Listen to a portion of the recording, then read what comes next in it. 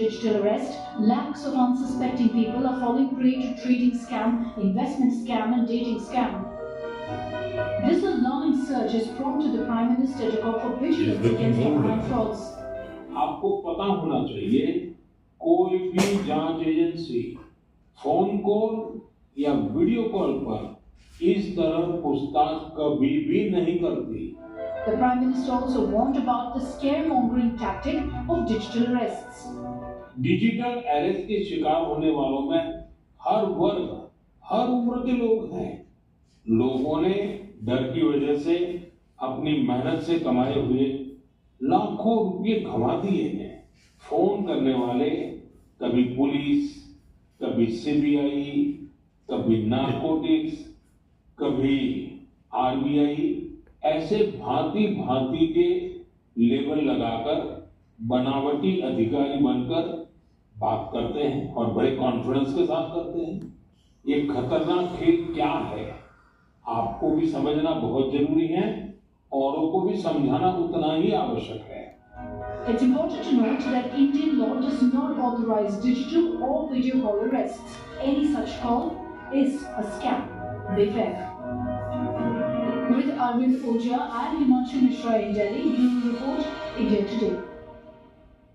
Trying to build awareness is the first step, which is what we're trying to do through this broadcast. The Prime Minister also used the platform he had of Mann Ki Baat to try and amplify this message. But Jitin Jain, beyond that, what can be done? You know, the fact that I was just chatting with my mom, and she said she didn't have this irritation, people get messages that you're in trouble, give me 30,000-40,000 rupees, all that is there. But what are basic guardrails you think consumers and our viewers should try and put up?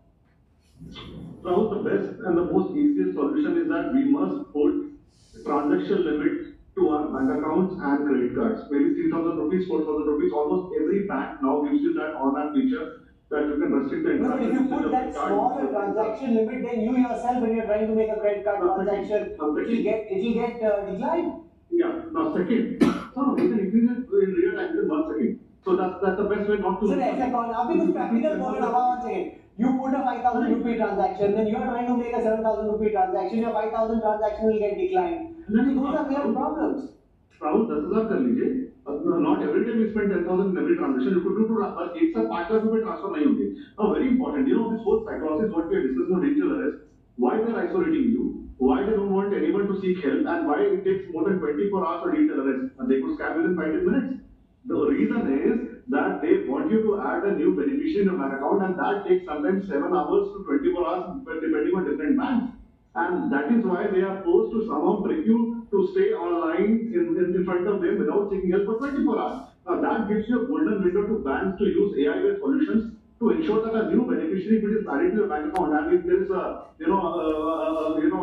transaction which is not routine, the amount has been transferred, they must call up and verify, they must call up and seek help. And third, so this is, you could use technology at population scale to fight this problem, because this golden window of 7 to 24 hours is available with banks. Because no fraudster can call you up and say, "Abhi mere account mein paisa transfer kar do." You don't have a beneficiary added. It takes 7 hours to 24 hours to get it activated. And then in the first 7 hours, there will be 50,000. Ganesh, your suggestions? There is a window available. If there is a will, there is a way. And third, I think around आपने 130 CR का figure दिखाया. 130 CR in trading scam, this scam. 700 crores are gone, not in cash, not in the 420 scheme. They are gone through banks. There is detailed footprint available. And tell me how much is recovered? Almost 22%. So that shows that our banking system is collapsing because of the lack of stringent KYC. And that is the root cause of this entire mess that people are able to exploit. Ganesh, your active suggestions, advice to viewers to ensure they don't fall prey to these scams?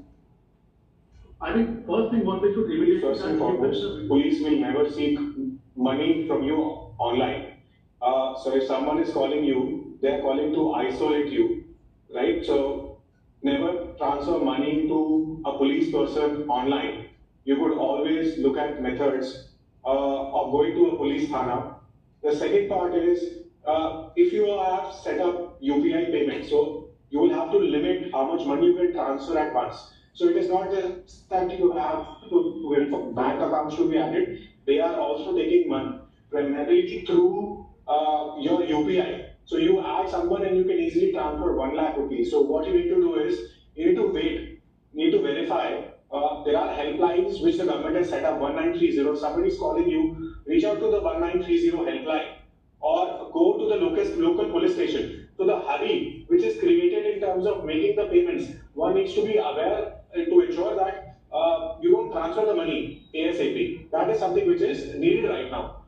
The other part, like with Jiten added, when you have to add someone, it takes time for you to add someone. So try and see if you talk to people. The biggest issue is they isolate you. So if you talk to someone, your parents, or family member, they will let you know. So it's the key thing in digital arrest, right? So I think those are some of the key things which must play an important role today, where people either they talk to family members or call up the 1930 helpline or talk to a cyber expert who can let you know what this is all about. Yesterday, I was in touch with a doctor, a doctor who paid 30,000 rupees on digital arrest, and he was taken to Skype. So a lot of these people are taken to Skype so that the identity remains anonymous. From WhatsApp, he was taken to Skype. So he didn't even have the Skype app installed on his phone. And as soon as he transferred the money, everybody just deleted the WhatsApp messages and the Skype ID also got blocked. So what is also required is law enforcement cooperation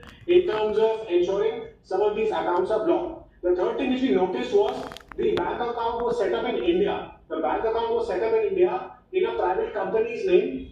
So a lot of these bank accounts are set up to ensure that the money moves from multiple accounts. So this was set up in a company's name in northeast of India.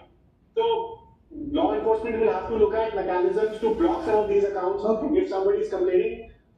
So that's another aspect where what needs to happen forward. So from a law in the India standpoint, we need a central agency which can look at cybercrime holistically, because cyber still remains a state subject. It is not just a national issue, it goes to the state, so it's very difficult for different state police to coordinate. So a cyber criminal might be sitting in different parts of the country, and it's very difficult for solving crime. So like CBI, ED, we also need a national cyber agency which can work across different states for tracking, monitoring cybercrime, not only from a response standpoint but also from an enforcement standpoint. I think we've covered some important ground in this conversation. Our investigative reports highlighting how this scam actually happens, and the guests narrating their own experiences, sharing their expertise on what you can do to ensure that you don't fall prey to this digital arrest scam.